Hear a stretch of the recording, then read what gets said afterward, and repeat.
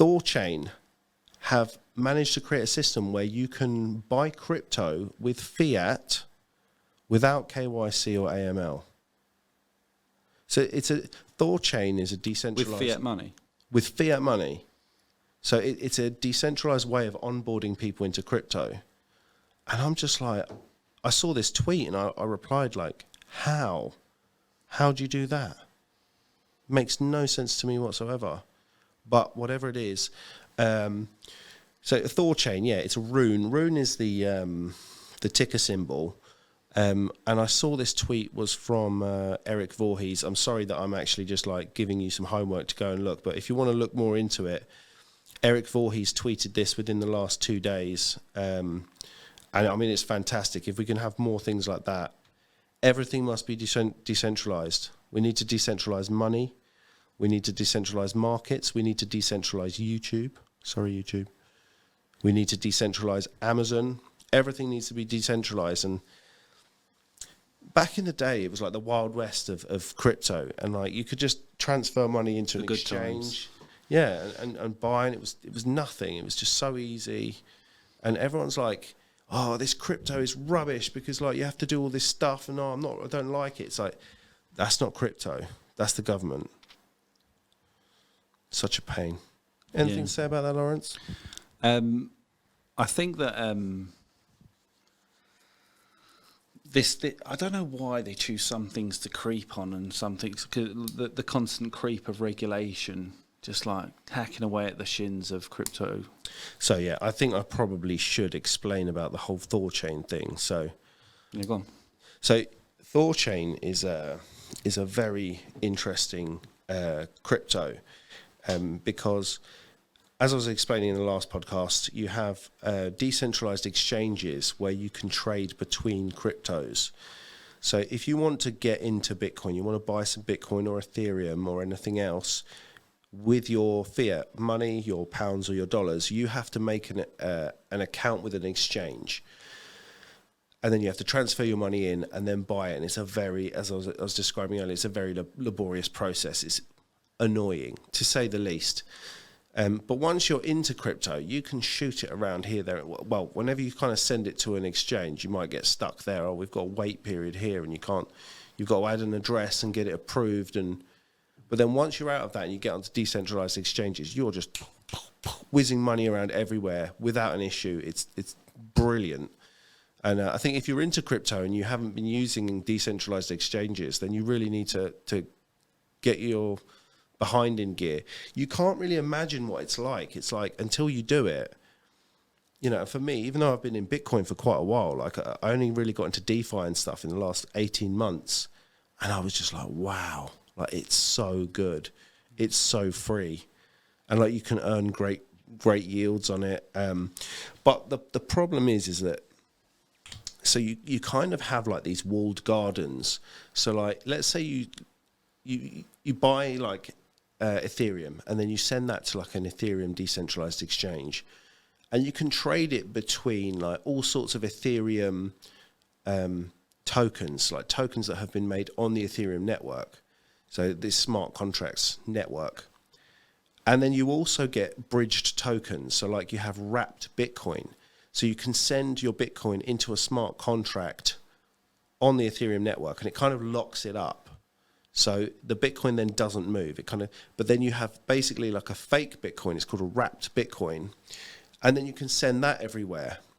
And this is my theory on why I think that that Bitcoin might stick around, because all of the other chains are scaling Bitcoin. Bitcoin doesn't need to scale. Using wrapped. Yeah, using wrapped whatever. So and a lot of chains are increasing the number of bridges they have on them. So like Avalanche have got a Bitcoin bridge, they've got Ethereum bridge.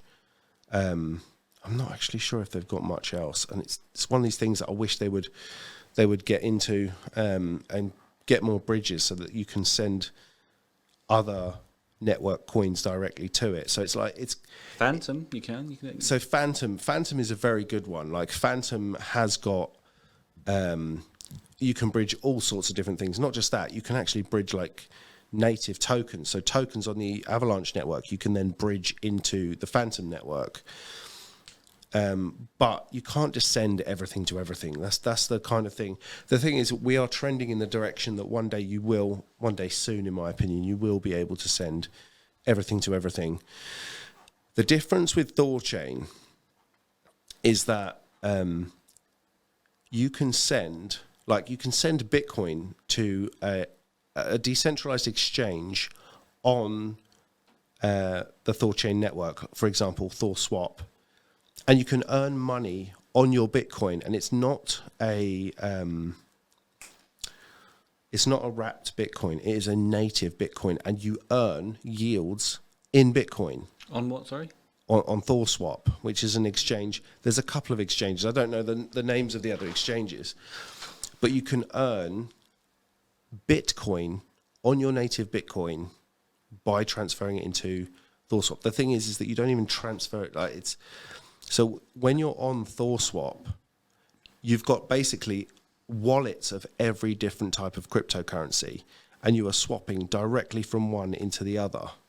So some of these, like that kind of exchange, like if you wanted to swap. What about the fees? What about the fees? So like Bitcoin and Ethereum fees are sky high, but are they the same if you're doing them on THORSwap? Yes, they are. But what if you're doing them in wrapped? There are no wrapped on everything. I mean, say you're doing it on Avalanche.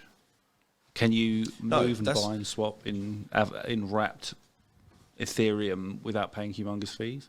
Yes. Yeah. So sorry. Okay. So as I was saying, like I think that Bitcoin is scaling by becoming wrapped Bitcoin on other networks. And the reason why you want to do that is because once you send your Bitcoin to a decentralized exchange, you can then send it out and back and forth and do whatever you want with it without paying massive Bitcoin transaction fees. And especially some of these networks, like Bitcoin is extremely slow and expensive, although I think it's getting less expensive because no one's sending on it anymore. Everyone's like sending it on other networks. Ethereum is quite expensive and it's slow.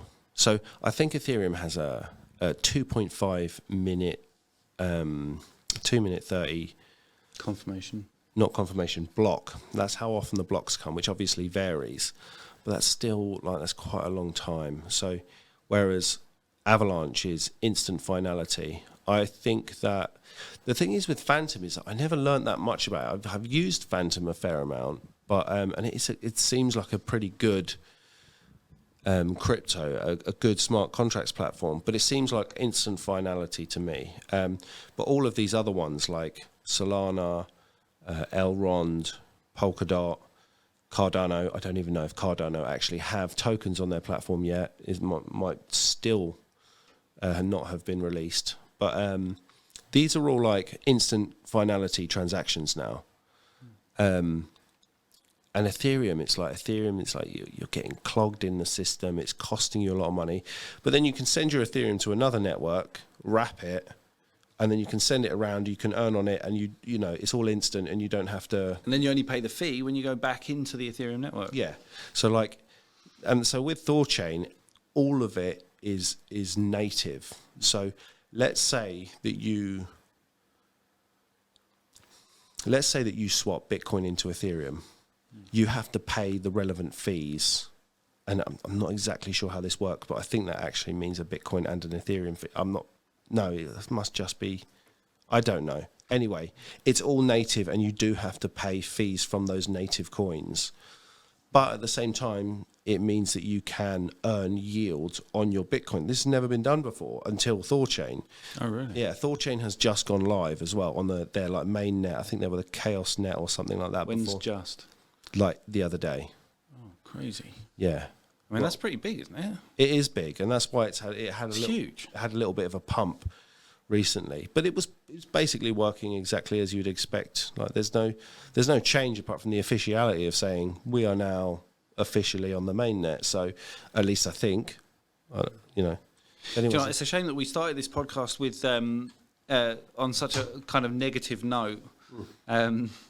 because the 2 of the 6 viewers that we'll get that only like good news might turn off of it instead of sticking around and finding out all the positive stuff. Because all the stuff that you've just mentioned, it does make me want to, check it out. Yeah.